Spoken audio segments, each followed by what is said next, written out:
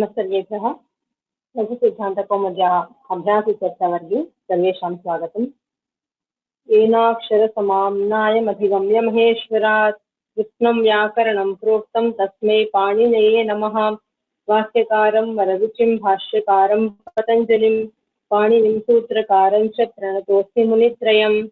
नत्वा सरस्वतीं देवीं शुद्धां गुण्यां करोम्यहम् पाणिनीय प्रवेशाय लघुसिद्धान्तकौमुदीम्। अखिला सुरेश भगिनी, अखिला सुरेश। नमस्ते भगिनी। नमस्ते। वृक्षस्फलति, अत्र वृक्षर् फलति, ससजुषोरुः इत्यनेन वृक्षर् फलति इति भवति। तदनन्तरं खरवसानयोर्विसर्जनीयः इत्यनेन सूत्रेण वृक्षः फलति इति भवति। अनन्तरं कुप्वो कक्वो वा च इत्यनेन वृक्षः फलति इति उपद्मानीयः। सो अत्र द्वयं भवति, वृक्षः फलति अथवा वृक्षः फलति इति उपद्मानीयः। उपद्मानीयः आदौ भवति। अनन्तरं आदौ सस्यजुषोरुः इत्यनेन रुत्वं भवति, वृक्षर् फलति, खरवसानयोर्विसर्जनीयः वृक्षः फलति।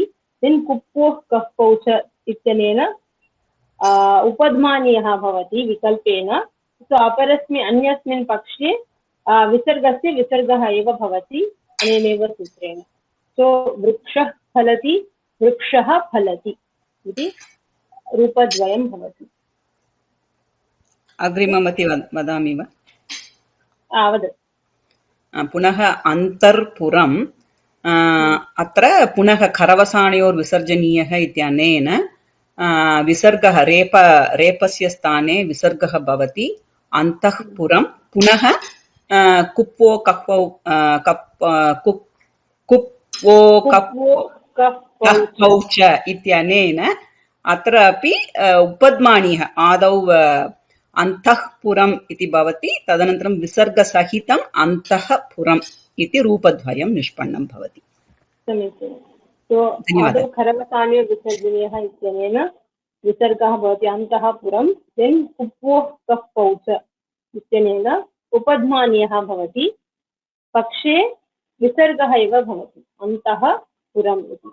सो रूपद्वयम् अन्तःपुरम् अन्तःपुरम् इति रूपद्वयं भवति। उमा भगिनी। नमस्ते भगिनी। नमस्ते। श्रूयते वा? आं श्रूयते। गीर् प्लस् देवता ससुजुषोरुः इत्यनेन ऋत्वं भवति। अनन्तरं गीर् इति प्रथमः प्रारम्भरूपं, गीर् देवता पद ऐ मीन् देर् इस् नो सन्धिकार्यं न भवति। गीर् देवता इत्येव, यतोहि गीर् देवता there is no possibility of any sandhi happening. So Gir देवता इत्येव। अग्रिमं वदतु। अग्रिमं पुरुषस् शेते, ससुजुषोरुः इत्यनेन ऋत्वं भवति, पुरुषर् शेते। अनन्तरं खरवसानयोर्विसर्जनीयः इत्यनेन रेफस्य स्थाने विसर्गः भवति, पुरुषः शेते। तदनन्तरं विसर्जनीयस्य सः इत्यनेन सकारादेशः भवति, पुरुषस् शेते।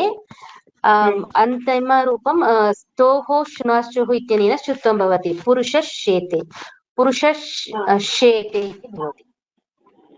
अत्र वाशरी इत्यनेन शर् अस्ति फालोड् बै शकार, अतः विकल्पेन विसर्गस्य विसर्गः भवति। देन् पक्षे विसर्जनीयस्य सः इत्यनेन सकारः भवति, पुरुषः शेते अपि भवति विकल्पेन। सो that will happen first. पुरुषः प्लस् शेते, विसर्गस्य विसर्गः।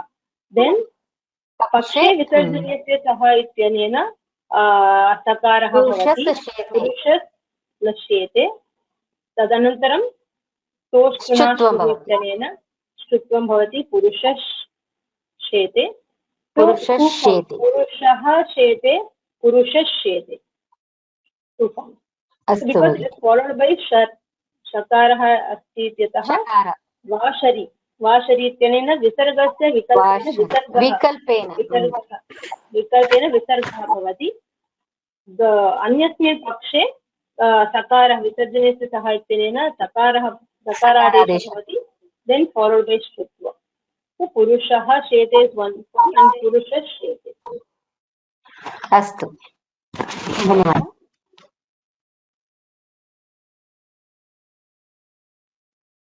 लक्ष्मीनारायण महोदय। नमस्ते भगिनी। नमस्ते। बालस् करोति सप्तजुषोरुः इत्यनेन ऋत्वं भवति बालः करोति अवसानयोर् विसर्जनीयः इत्यनेन विसर्गः भवति बालः करोति तदनन्तरं कुप्पो कप्पौ च इत्यनेन जिह्वामूलीयः भवति बालः करोति पक्षे विसर्गः अपि भवति बालः करोति। समीचीनं तो रूपद्वयं बालः करोति बालः करोति तो आदौ ससजुषोरुः इत्यनेन ऋत्वं बालर् प्लस् करोति खरवसाम्ये विसर्जनीयः विसर्गः बालः करोति कुप्वोः कप्पौ च इत्यनेन जिह्वामूल्यः भवति विकल्पेन बालः करोति पक्षे विसर्गस्य विसर्गः बालः करोति तो बालः करोति बालः करोति रूपद्वयम् अग्रिमं वदति वा महोदय। सर्पः सरति ससर्पिषोरुः इत्यनेन ऋत्वं भवति सर्पः सरति खरवसानयोः विसर्जनीयः इत्यनेन विसर्गः भवति सर्पः सरति तदनन्तरं शरी च इत्यनेन विसर्गस्य विसर्गः भवति सर्पः सरति सूत्र इस् वाशरी वाशरी इत्यनेन विसर्गस्य विकल्पेन विसर्गः भवति क्षम्यतां पक्षे सर्पः सरति अपि भवति विसर्जनीयस्य सह इत्यनेन। समीचीनं तो आदौ ससजुषोरुः ऋत्वं सर्पर् सरति विसर्गः सर्पः सरति so since it is followed by shar okay so we have to be like we have to see whether which it's followed by if it is khari pare then visarjanasya saha bhavati nityam sakarah bhavati if it is shar then vikalpena bhavati so atra sakarah sir अस्ति तो विकल्पेन भवति सर्पः विकल्पेन विसर्गस्य विसर्गः भवति सर्पः plus सरति than अन्यस्मिन् पक्षे विसर्जनीयस्य सह इत्यनेन विसर्गस्य सकारादेशः भवति तो सर्पः सरति टु फॉर्म सर्पः सरति सर्पः सरति। धन्यवादः। धन्यवादः।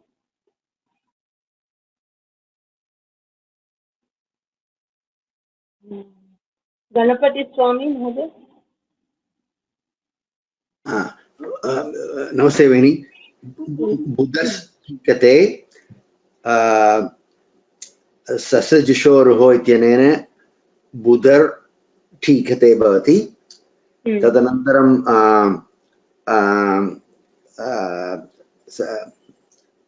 करवसारयोर् विसर्जनीय इत्यनेन बुधः ठीकते तदनन्तरं सकारादेशः भवति खलु बुधः बुधस् ठीकते इति तदनन्तरं ष्टुत्वं भवति बुधष्टीकते इति विसर्जनीयस्य सह बुधष्टीकते तदेव खलु। तावदेव ऋत्वं भवति बुधर् टीकते देन् विसर्गः बुधः टीकते अत्र इट् इस् फालोड् बै खर् सो नित्यं नाम विसर्जनस्य सह इत्यनेन सकारादेशः ओन्लि सकारादेशः विसर्गस्य विसर्गः सो विसर्जनस्य सह इत्यनेन सकारादेशः भवति बुधस् प्लस् टीकते देन् स्तुत्वं बुधः टीकते इति बुधः टीकते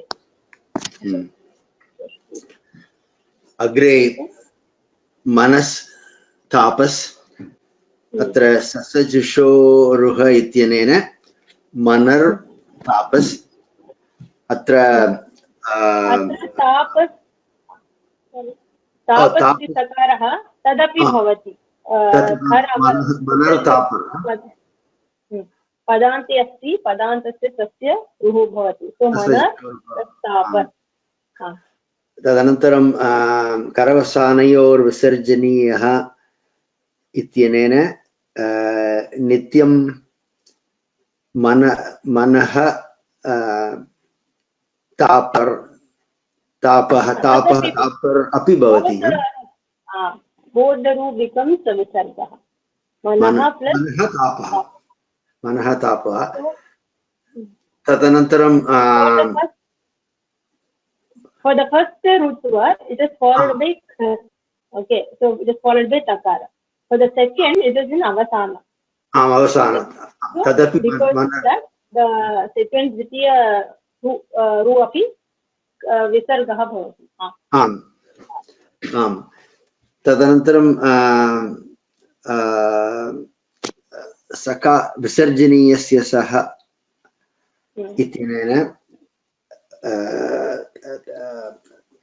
तापरे मनस् तापः भवति तदनन्तरं तावदेव मनस्तापः मनस्तापः so rutvam both the places the because both are padanta so padantasya tasya rutvam bhavati manar plus tapar then kharavasanya visarjaniyah ubhayatrapi visargah bhavati then manah tatra visarga followed by sa khari pare so visarjaniyasya saha इत्यनेन विसर्गस्य सकारादेशः भवति मनस् plus तापः मनस्तापः अस्तु धन्यवादः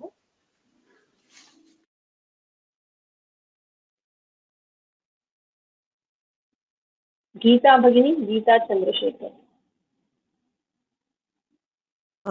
punar yogah punar the first one will be like that only punar eva bhavati second one karavasanayor ityena visargah bhavati punar punah bhavati both will become visarga because the first one is followed by khar okay avasana yeah both correct first one followed by pakara which is hari pare and the second one is in the avasana then kuphu kapaucha ityena punah bhavati or punah so kuphu kapaucha ityena upadmaniyah bhavati or by the same sutra we get the visarga okay punah or punah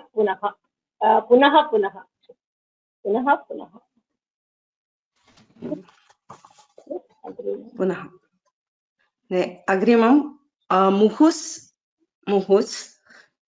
rutvam bhavati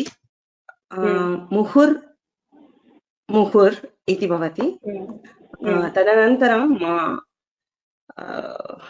muhur then karavasanayor visarjaniya there is no karavasanayor visarjaniya for the first one rakarasya muhur eva tati agrimam muhuhu iti bhavati muhuhu iti samichinam okay here the second step it is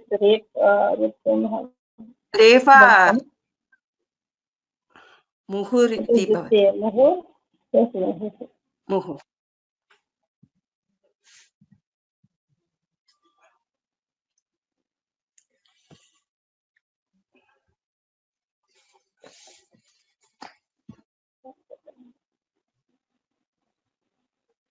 अवसाने विसर्गः भवति।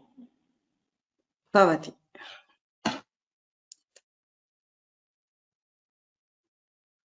तो मुहुर्मुहुः इति। तो प्रथमरेफस्य ऋत्वस्य किमपि नास्ति, द्वितीयस्य भवति। मुहुर् अवसानस्य द्वितीयस्य अवसाने अस्ति, अतः तयोः विसर्गः भवति मुहुः इति। तो मुहुर्मुहुः। धन्यवादः। धन्यवादः। महालक्ष्मी भगिनी।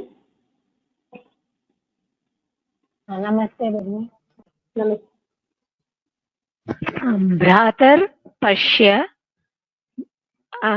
ससजुषोरुः इत्यनेन रेपान्तशब्दः भ्रातर् पश्य करवसानयोर् विसर्जनीयः इत्यनेन भ्रातः पश्य इति भवति। कुप्वोकपोच इत्यनेन उपद्मानीयः भवति अथवा भ्रातः पश्य इति भवति। समीचीनम्। तो खरवसाने विसर्जनीयः इत्यनेन विसर्गः भवति। रेफः अस्ति अन्ते, तो विसर्गः भवति। देन् कुप्वः कफ् पौच फॉलोड बाय पकार। तो भ्रातः पश्य और विसर्गः अपि भवति भ्रातः पश्य इति। तो भ्रातः पश्य और भ्रातः पश्य। अग्रिमम् स्वसर् नमामि। एतदपि रेपान्तशब्दं स्वसर् नमामि एव। स्वसर् नमामि इत्येव। यतोहि खरि खर् अपि नास्ति, विसर्गः अपि नास्ति, अवसानः अपि नास्ति। अग्रिममपि वदामि वा? इन्द्रस् चन्द्रस् ससुषोरुः इत्यनेन इन्द्र चन्द्रस् इति भवति।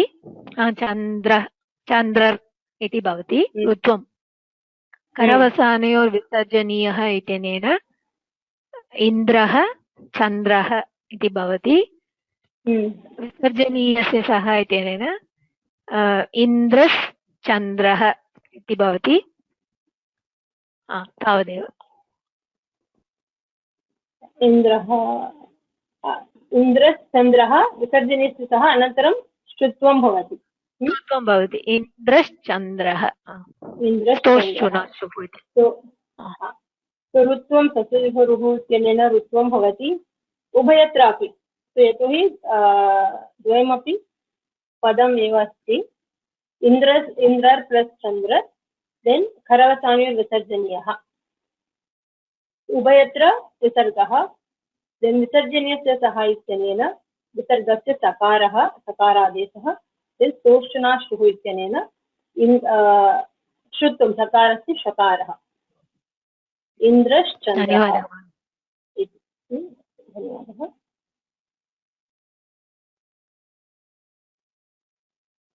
मैथिली भगिनी। आं भगिनी, नमस्कारः। पटावस् शीघ्रं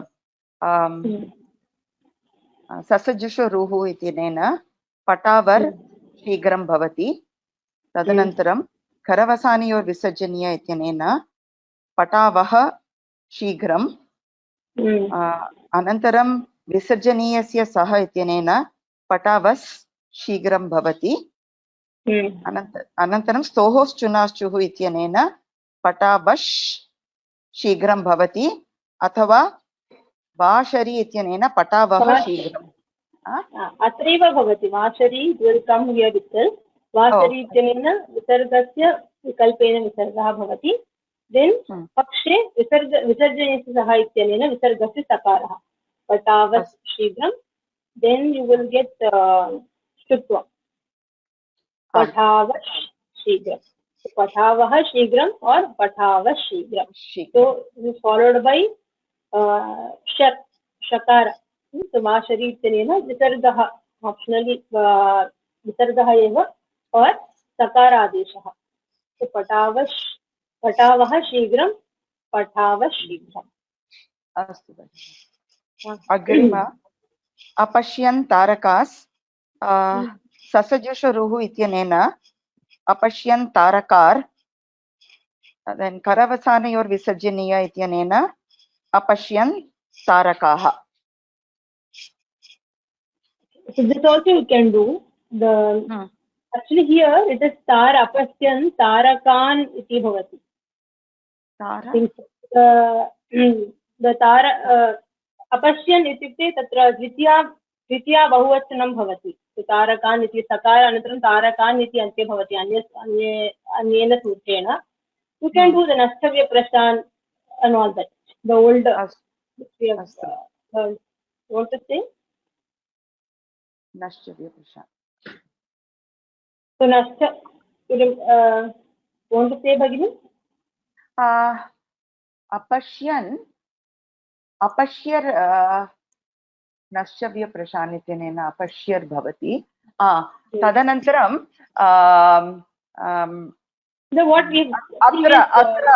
अत्र अनुनासिकः पूर्वस्यतु वा इत्यनेन अपश्य अनुनासिकः आगम भवति। आदेशः अथवा तद् यदि न भवति तदा अपश्य अत्र अनुनासिका पूर्वस्यतु वा अनुनासिकात् परोनुस्वारः इत्यनेन अनुस्वारः भवति। अपश्यन् प्लस् तारकात् अपश्यम् अनुनासिक अनुस्वार। Then अपश्यम् रेफा अस्ति पदान्ते रेफः। Then the normal विसर्गः भवति। अस्तु आम् आम् विसर्गः भवति। रेफः अस्ति खरवसानयोर्विसर्जनीय इत्यनेन रेफस्य स्थाने विसर्गः भवति। अपश्यः तारकाः अपश्यं विसर्गः अपश्यः तारकाः अथवा अपश्यं तारकाः। अनन्तरं सकार विसर्जनीयस्य सः इत्यनेन सकारादेशः भवति किल। विसर्गस्य सकारादेशः। From this is the usual thing which we are doing right now. Visarga then Haripare Visarjaniyasya saha. Apashyan. Ma'am, just before Karavasanayor Visarjaniyah, Tarakas also Sasajashoho Ityanena Rakara Kritva simultaneously we can do Karavasanayor Visarjaniyah. You check up anyway, but see, apashyan tarakas iti asti. So atra tarakas iti dvitiya vibhaktau asti. So tarakan apashyan te drishtavantah kimapi. So atra dvitiya vibhaktau tarakan iti bhavati. तथा रामं रामो रामान् तत्र नकारः भवति एकं सूत्रं तस्मात् सको न पुंसि इति अस्ति। ततः रामात् इति ततः नकारः भवति। ऋत्वं न भवति। अत्र ऋत्वं न भवति। अन्य एकं सूत्रमस्ति तेन तादृशं भवति। But how do we know this is Tarakas is also could be Prathama also. Yeah, so I was under the impression it was Dvitiya Vibhakti. Yeah. So if we can do that. So atra Sasajashoruhu ityanena uttam so actually first step itself we can do and then do all these things. From Naschavya Apashyan from Sasajashoho Tarakas. Yeah. Rutvam. So first, because 8266, Sasajashoruhu is 8266. So we can do that. So I was under the impression that it was Dvitiya Vibhakti. Yeah. So if suppose if it is Dvitiya Vibhakti, then something else would come. But can be one. So here first we will do the Rutvam. Sasajashoruhu ityanena Rutvam kurmaha. Anantaram we do all this.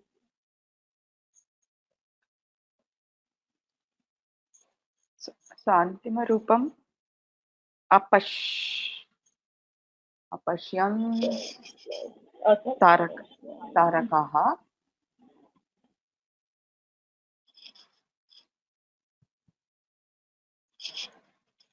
Tarakaha. Yes.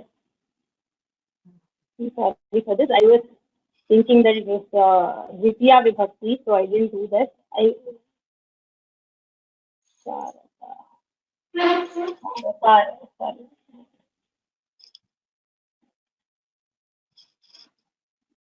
And then when we do the Karavasanya Visarjaniyaha, we can do the Visarga. तारकाः Taraka, and here we can do both, in both the places we can do the Visarga. Sorry for this.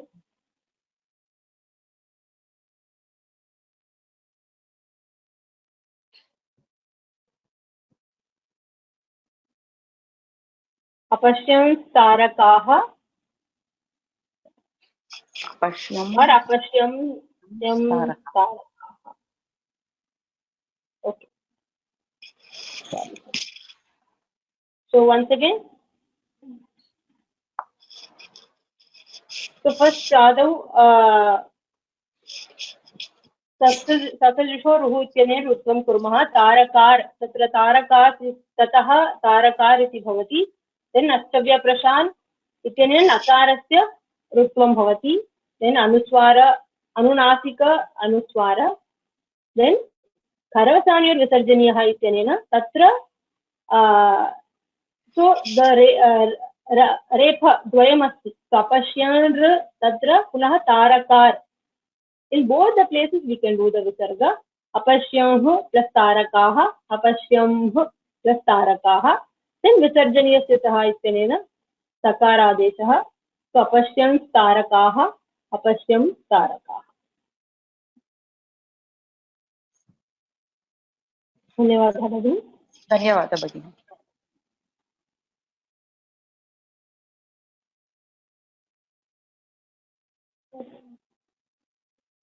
Okay. अत्रापि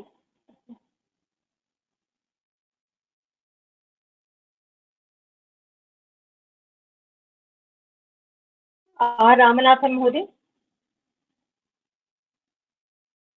अपश्यं तारका शशजिषोरुसूत्रेण अपश्यं तारकार् भवति. अत्रापि अपश्यं तारकार् भवति. तदनन्तरं करवसानविसर्जनीयसूत्रेण अपश्यं तारकाः भवति. विसर्जनीयसूत्रेण अपश्यं तारकास् भवति.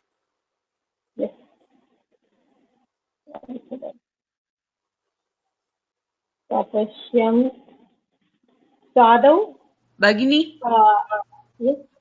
अत्र एकः प्रश्नः अस्ति. अपश्यं तारकाः इति कथं भवति? तारकान् इति नकारः न भवति वा अत्र? न अपश्यम्. अपश्यम् इति लङ् लकार उत्तमपुरुष एकवचनं. तारकान् अपश्य. आमामाम्. अत्र अपश्यम् अत्र नकारः भवति. सत्यम्. ओके. अत्र केवलम् एतदेव. सो तत् 1 second. So the difference is here apashyan tarakaha. Tatra tarakaha apashyan iti.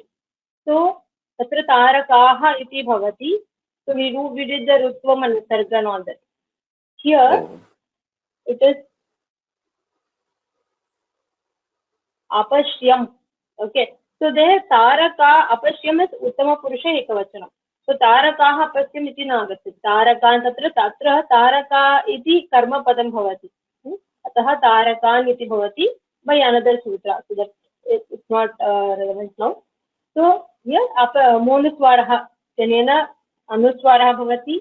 Then महोदय did you are saying this? Ramanathan महोदय.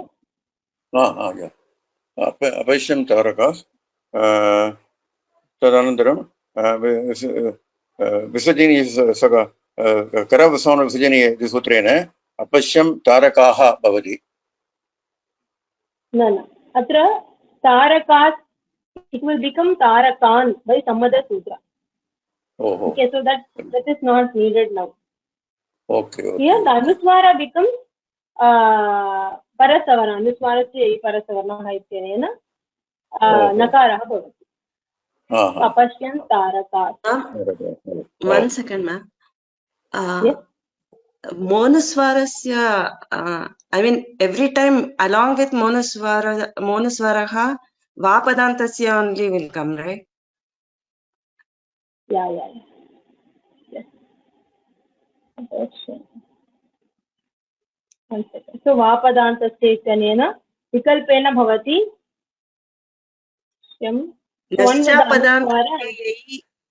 नश्चा पदान्तस्य झलि, that is apadant. झलि अनुस्वारस्य purse. So I'm sorry. So this is vapadantasya. So vikalpena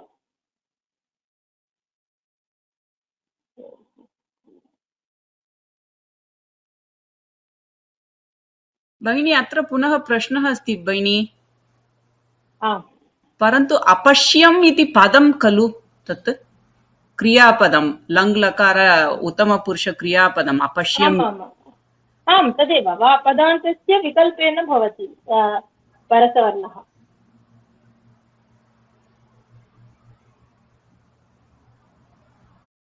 It is a pada, so vikalpena bhavati.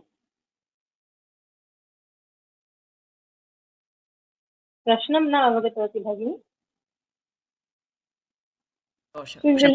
भगिनी तो अत्र विकल्पद्वयं भवति. अपश्यं one with anuswara, the other one with the nakara.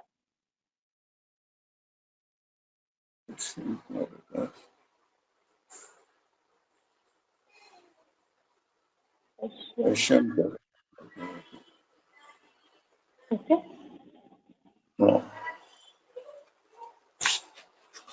So apashyam plus tarakas इत्यत्र मोनुस्वारः इत्यनेन अनुस्वारः भवति. Then it is a pada. So va padantस्य इत्यनेन विकल्पेन भवति. परसवर्णः विकल्पेन भवति. अपश्यन् plus tarakas. So one form with the anuswara, one form with the parasavarna.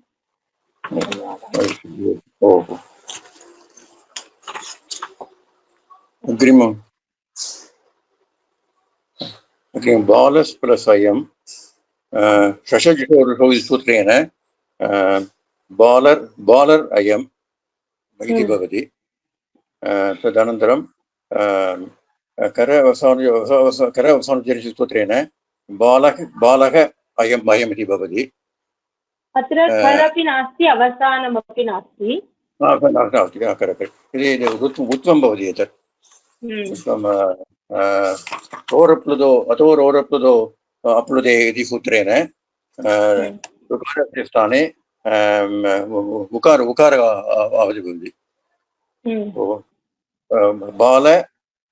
बालवु plus अयम्. आ प्लस् वन् सन्ति. बालो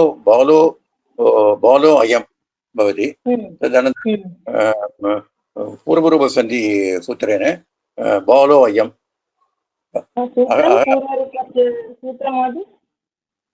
बालो अयम् अकारः लोपः भवति. बालो अयम् पदान्तादपि इत्यनेन ओके ओके बालो अयम् सो बालस् प्लस् अयम् अत्र तत्सदृशो रुः इत्यनेन उत्वं भवति देन् अत्र it is not, so we can't place Harvas on Visarjaniyah. The ru is preceded by the akara and followed by the akara, rasva akara. Apluta akara. So tatra atoror aplutad aplute iti sutrena ruhu utvam bhavati, ukaraha bhavati, bala u anayam. Then ad gunaha ityane akara ukarayoh gunaha ukaraha bhavati, bal o ayam. Then engaf padantad ati ityanena ह्रस्व अकारे परे ओकार अकारयोः पूर्वरूपः भवति ओ इत्येव. सो बालोऽयं. धन्यवादः.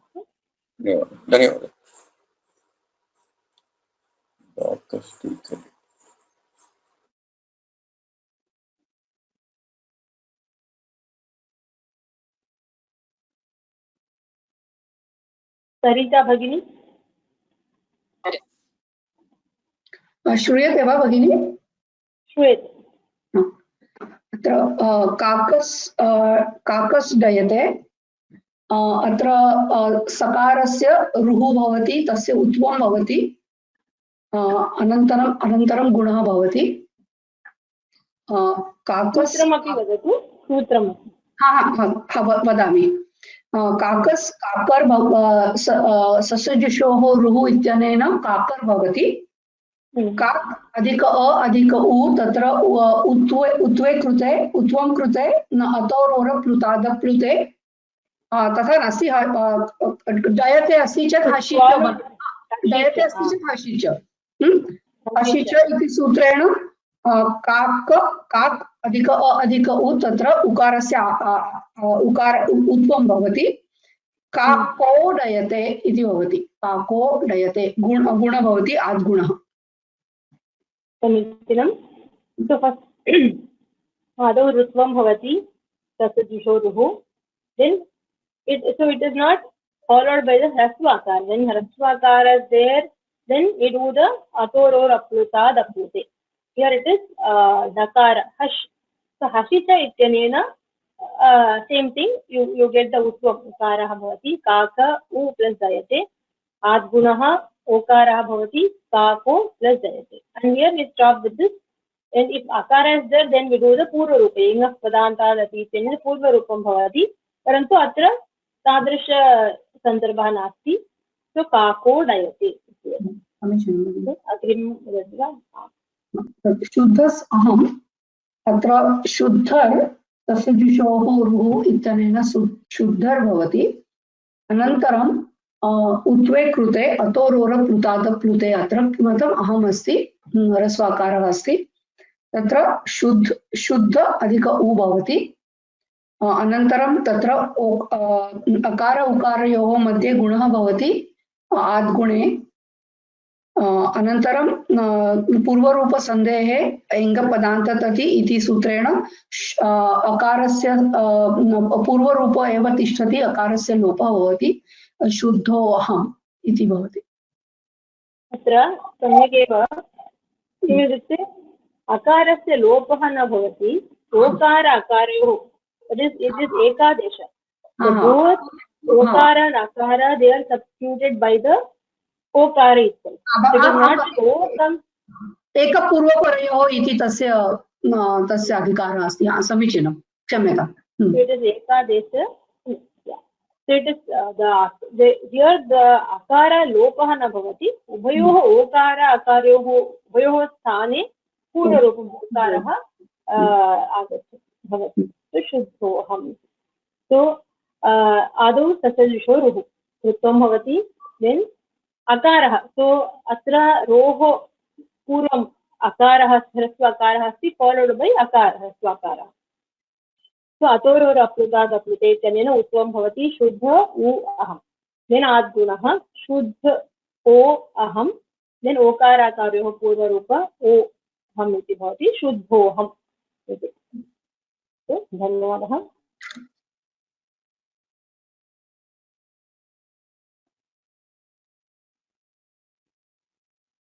विजयलक्ष्मी भगिनी तत्र तारका इति स्त्रीलिङ्गपदं तारकाः इत्येव भवति द्वितीय बहुवचने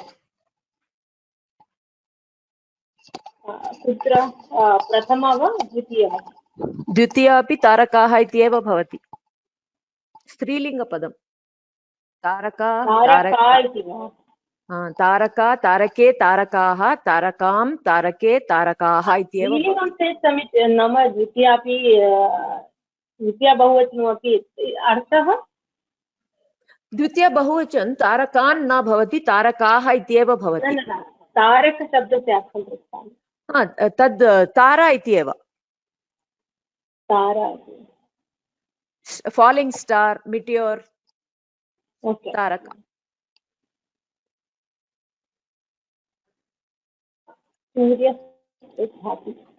सूर्यस् भाति अहं तु गृहकार्यमेव न कृतवती परन्तु सूर्यर् भाति इति भवति ससजुषो रुः इत्यनेन अत्र भ इति हश् वर्णः अस्ति अतः हषि च इत्यनेन उकारः भवति सूर्य उ भाति इति भवति अनन्तरं गुणकार्यं भवति सूर्यो भाति इति तावदेव सूर्यो भाति आद् गुणः इत्यनेन गुणकार्यं भवति रुत्वं भवति देन् फालोड् बाय हश् वर्णः अस्ति हसि च इत्यनेन रोः उत्वं भवति सूर्य उ प्लस् भाति देन् अकार उकारयोः गुणः आद् गुणः इत्यनेन गुणः भवति सूर्य ओ भाति तावदेव सूर्यो भाति वदति वा भ्रातुर्पतनम् अत्र रेफान्तपदं वा भगिनी एतत् भ्रातुः भ्रातुः ऋकारान्तशब्दानां षष्टि पञ्चमी षष्टि विभक्तौ तत्र रेफः एव अस्ति भ्रातुर्पतनम् इति ससजुषोरुः न खरवसानयोर्विसर्जनीयः इत्यनेन भ्रातुः पतनम् इति भवति अनन्तरं कुप्वो कपौ च इत्यनेन उपध्मानीयः भ्रातुः पतनम् अनन्तरं विकल्पेन भ्रातुः पतनम् इति भवति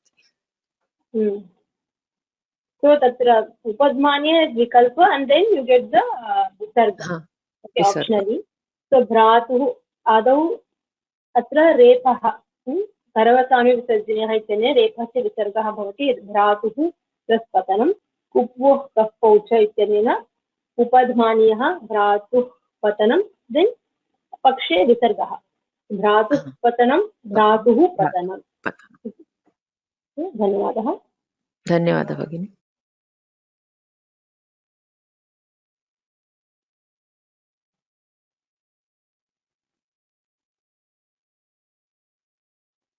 भानुमति भगिनी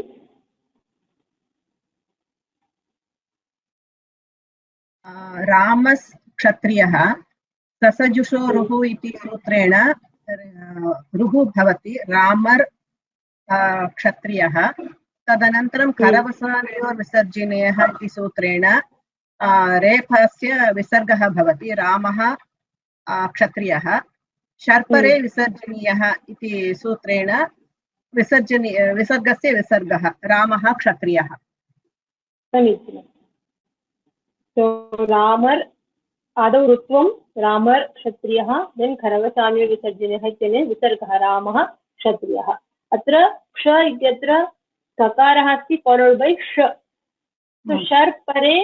शर्परे खरि यु गेट् द विसर्गस्य विसर्गः एव भवति शर्परे विसर्जनीयः इति सूत्रं बट अत्र क्ष इत्यत्र ककार फालोड् बै श ततः विसर्गः एव भवति विसर्जनीयस्य सकारादेशः न भवति रामः प्लस् क्षत्रियः रामः क्षत्रियः इत्येव Can I say the next one also?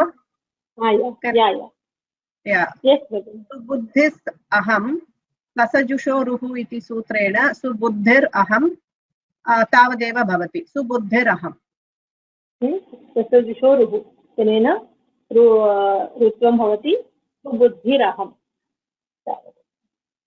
धन्यवादः। चम्बकलक्ष्मी भगिनी। नमस्ते भगिनी। राज्ञस् अभिषेकः सजुषोरुः इति सजुषोरुः इत्येन रुद्ध्वं भवति राज्ञ अभिषेकः। अतोरोरुप्लुदे दप्लुदे इति रेपस्य उद्ध्वं भवति राज्ञ उ अभिषेकः। तदनन्तरं उकारकारयोः गुणः भवति, अतः राज्ञो अभिषेकः।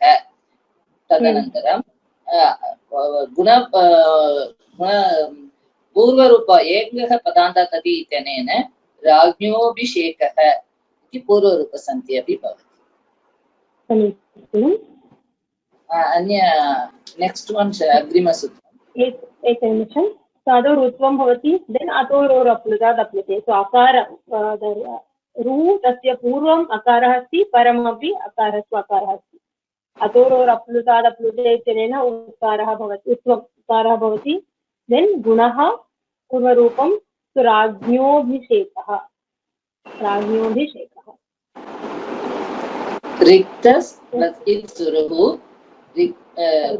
रुद्ध्वं ससजुषोरुः इत्यनेन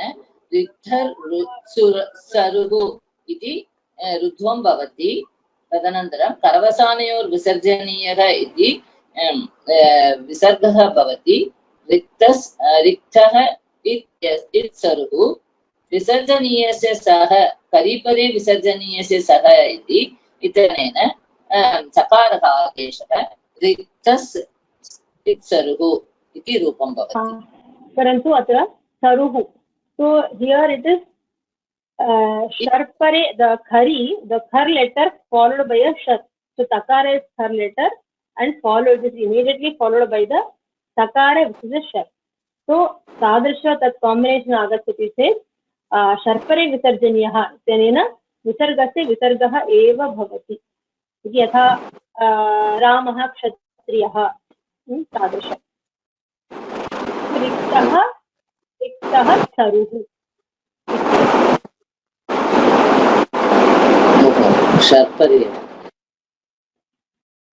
शर्करे विसर्जनीयः।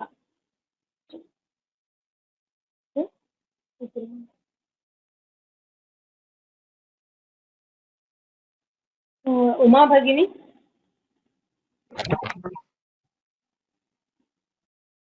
श्रूयते वा भगिनि? आम्। अन्तर् आगच्छ, अन्तर् इति आरम्भकशब्दः, सन्धिकार्यं नास्ति, अन्तरागच्छ इति एव। अन्तरागच्छ इत्येव। अग्रिमं वदतु। चतुरस्तस्करः ससुजुषोरुः इत्यनेन चतुरर् तस्करः इति भवति। खरवसानयोर्विसर्जनीयः इत्यनेन चतुरः तस्करः। अनन्तरं विसर्जनीयस्य सः इत्यनेन चतुरस्तस्करः इति भवति। तावदेव। अत्रापि सकारः अस्ति, फॉलोड बाय सकारः अस्ति। अत्र सर्परे न आगच्छति वा? पार्डन् मी? सकारः अस्ति फॉलोड बाय सकार। सो बट अत्र सर्परे विसर्जनीयः न आगच्छति वा इति प्रश्नः।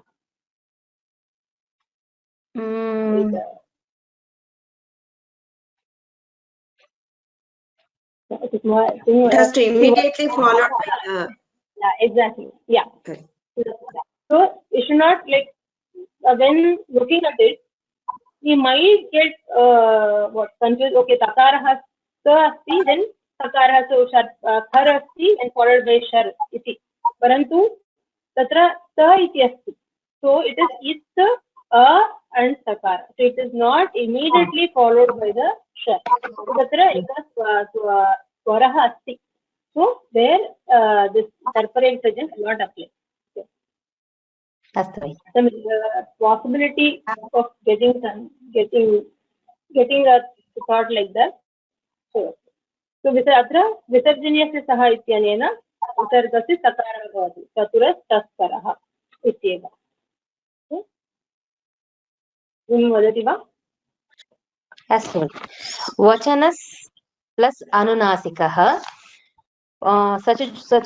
ससजुषोरुः इत्यनेन ससजुषोरुः इत्यनेन वचनर् अनुनासिकः अनन्तरं विसर्गस्य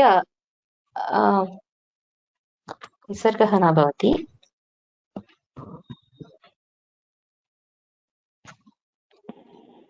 वचनोनुनासिकः मुखनासिकः वचनोनुनासिकः उत्वं भवति वा?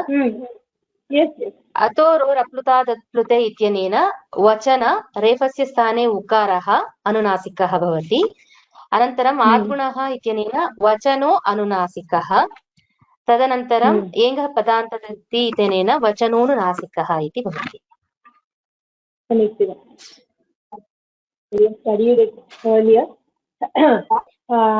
रुत्वं भवति अनन्तरं उत्वं तोरोरप्लुतादप्लुते इत्यनेन रोः उत्वं भवति तेन आद्गुणः इति गुणः एङ्गः पदान्तादति इत्यनेन पूर्वरूपं भवति वचनोनुनासिकः।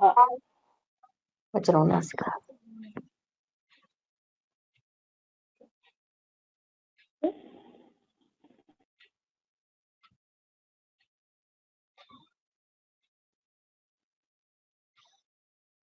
अग्रिम अस्तु अन्यमुखमपि पृच्छामि। गणपतिस्वामी महोदय। अस्तु भक्तस् नमति ससजुषोरुः इत्यनेन भक्तर् नमति इति भवति तदनन्तरं हशीच इत्यनेन भक्तो ऋकारस्य ऋत्वस्य उकारं भवति भक्त उ नमति इति तदनन्तरम् आद् गुणे इत्यनेन भक्तो आद्गुणः इत्यनेन भक्तो नमति इति भवति तदेव तत्र अशीच इत्यनेन भक्तो नमति एव अन्तिमरूपं सुरुत्वं देन् हशिच followed by न हश् हशिच इत्यनेन रोः उत्वं भवति भक्त उ नमति आद्गुणः भक्तो नमति। अग्रे मस् प्लस् अनुस्वारः ससजुषोरुः इत्यनेन मर् अनुस्वारः इति भवति अनन्तरं ऋत्वस्य अतोरोरप्लुतादप्लुते इत्यनेन ऋत्वस्य उत्वं भवति तदनन्तरं आद्गुणः इत्यनेन मो अनुस्वारः भवति तदनन्तरं एङपदान्तादति इत्यनेन अकार ओकार अकारयोः ओकारादेशः भवति मोनुस्वारः इति अन्तिमरूपम्। So many things we are व्यवहारं कुर्मः परन्तु now we know how it comes. मुखनासिका वचनोनुनासिकः मोनुस्वारः all this. ससजुषोरुः ऋत्वम् अनन्तरं अतोरोरप्लुतादप्लुते इत्यनेन उकारः रोः उकारः भवति आद्गुणः इत्यनेन ओकारः पूर्वरूपं मोनुस्वारः। भगिनी मम एकः प्रश्नः आसीत् पूर्वं पटवत् शीघ्रम् इति आसीत् खलु तत्र सश्चोटि इत्यपि भवति खलु अन्तिमरूपं तत् वयं न विचारितवन्तः पटवत् शीघ्रं षष्ठोटि तत्र झयः झै has to be there झय परस्य शकारस्य भवति तत्र consonant झै वर्ण has to be there preceding the shakara then only we will get it परन्तु अत्र झै नास्ति किल पठाव शीघ्रं Where does it come?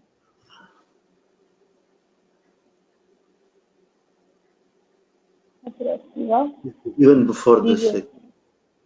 the previous one, yeah. अत्रैव पटावस् शीघ्रम् इति अस्ति खलु?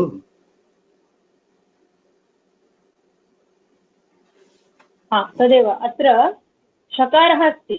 Okay, so whether the first shakara or the second shakara, the shakara has to be preceded by a jai varna. So the anuvrati jayo honyatarasyam ityatah jai iti anuvartate. So this has to be preceded by the jai varna. Parantu atra patava iti tatra swarah asti, akarah asti. So the shruti cannot apply. See, if you look at two examples, suppose vak plus sharah. So tatra shakara is preceded by the kakara, which is a jai varna. Okay, so vak sharah. Tat plus shantihi. Tat shantihi. All those things. Tat plus shmashru. Tat shmashru. So all these cases, this is the thing. We have to remember the anuvrati. The previous sutra is jayo honyatarasyam. Jayah iti anuvartate. Jayah parasya shakarasya. So the shakara has to be preceded by a jai varna, which is 1, 2, 3, 4. 1, 2, 3, 4 columns. Yeah. Okay, that is first ka, kha, ga, ga, na, then ka, kha, ga, third and fourth. First 4 columns of the consonant. Atra shakara is preceded by akara, a vowel. Okay. Astu, धन्यवादः.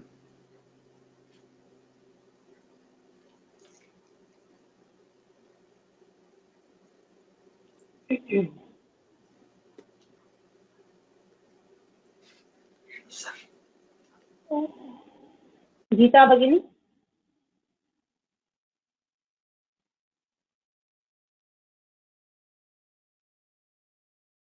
Geeta Bhagini, you have to unmute yourself.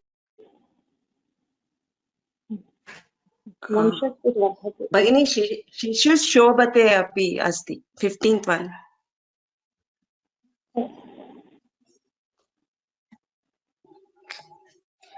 शिशुशोभते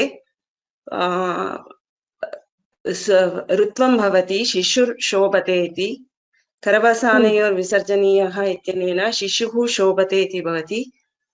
washery इत्यनेन शिशुः शोभते इति भवति. विकल्पेन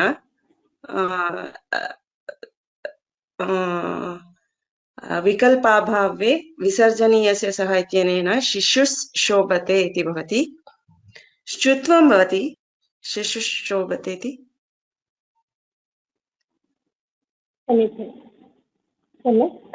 ऋत्वम् अनन्तरं खरवसानयो विसर्जनीयः इत्यनेन विसर्गः भवति.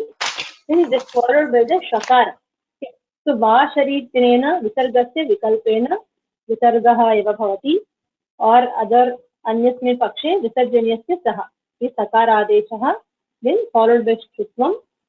ऋतु form शिशुः शोभते, शिशुशोभते. अग्रिमं वर्धते, वंशर्वर्धते इति ससुजुषोः इत्यनेन. व इति हश्वर्णः, वंश उ वर्धते इति उत्पत्ति हसिच इत्यनेन.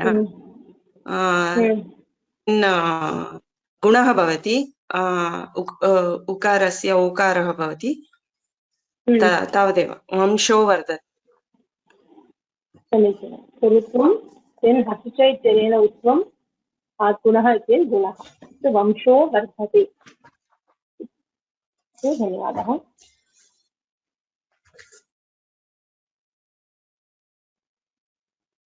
प्रश्नाः पश्यामः.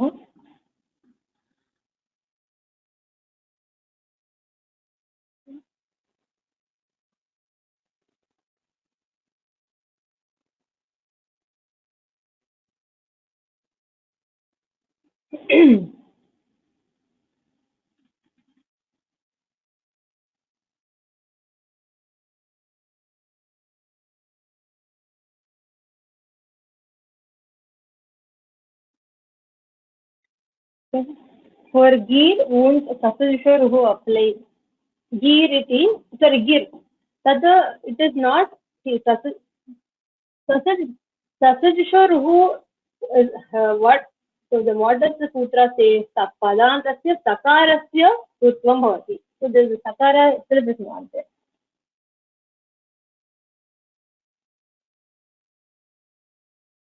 So there is a doubt. How can A336 Vashari is A336 and Visarjana Saha is A334? How can that apply first?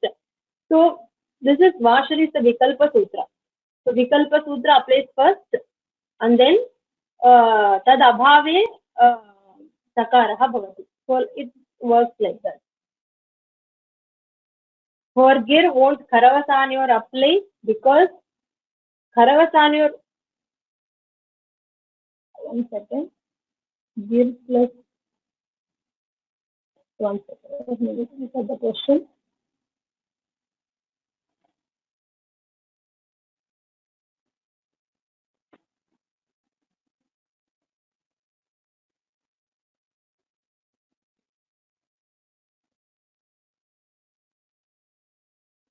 Gir plus.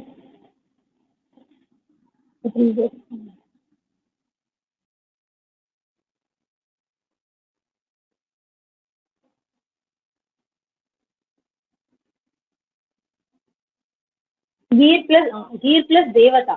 So Kharavasanya Visarjana says Khari Pare or followed by Avasana. Here both the conditions are not there. It is neither followed by Khar letter nor Avasana. So Kharavasanya Visarjana doesn't apply.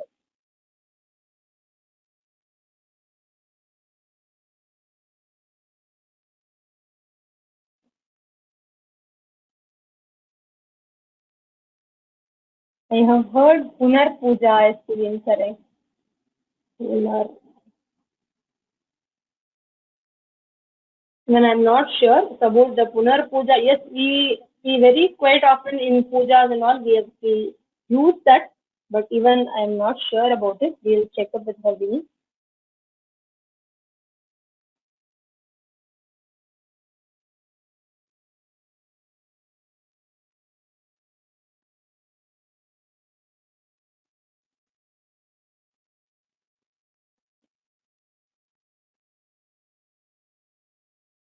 So yeah, Taraka is Strilinga, Dvitiya Bahusvalya. भगिनी एकः प्रश्नः अस्ति तत्र नुल् प्रत्ययः अपि भवितुं शक्यते खलु तारयति इति तारकः अत्र रूपत्रयमपि भवितुं शक्यते नुल् प्रत्ययम् उपयुज्य वक्तुं शक्नुमः चेत् तारयति इति तारकः तारिका इति स्त्रीलिङ्गरूपं भवति तदनन्तरं तारकम् तारकाः इति तदेव यदि पुल्लिङ्गे अस्ति चेत् तत्र तारकान् इति भवति स्त्रीलिङ्गे चेत् तारकाः इति भवति नुल् प्रत्ययं स्वीकुर्मः चेत् तारिका इति भवति न परन्तु अत्र यद् दत्तमस्ति तत्र तारकाः इत्येव अस्ति किल तदेव तत्रैव प्रश्नः अस्ति अतः तारकास् इति अस्ति अतः पुल्लिङ्गमेव भवितुमर्हति सो तत्र ऋत्वं न भवति नाम तारकान् इति भवति अग्रे आम्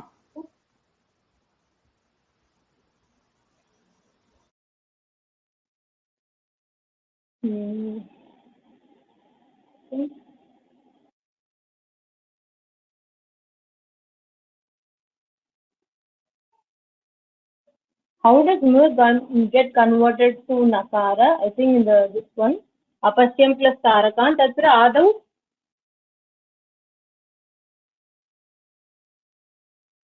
Adau Moluswaraha Ityanena Anuswaraha Bhavati, then Anuswarasi Yayi Parasavaranaha, followed by the Takara.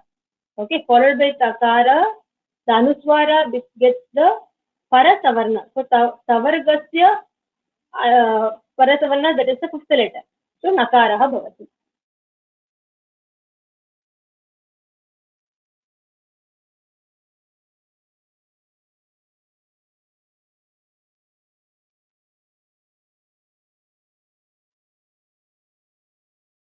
So regarding the taraka, we'll confirm it with Bhagini.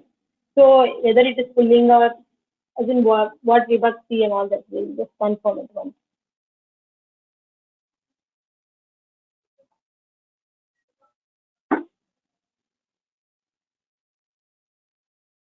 In Kshatriya, it is for starting, so it will be Kupu Posa Sutra.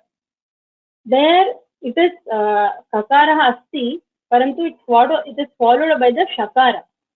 So the Sharpare Visarjaniyaha will apply. It's a special thing. Yeah, so in both, somebody says, Satyin Mahodaya is saying, in both exams it has to be Dvitiya Vibhakti, stars, Jonsky to C stars. Yeah. So Tarakaha यदि तारकः यथा मूल प्रत्यये तारकः तारयति इति तारकः इति तादृशम् अस्ति तथा तस्मिन् सन्दर्भे वक्तुं शक्यते तारकाः इति वक्तुं शक्यते तारकाः अपश्यन् इति वक्तुं शक्यते. So that regarding the taraka we will confirm with them. Okay. So we'll wind up.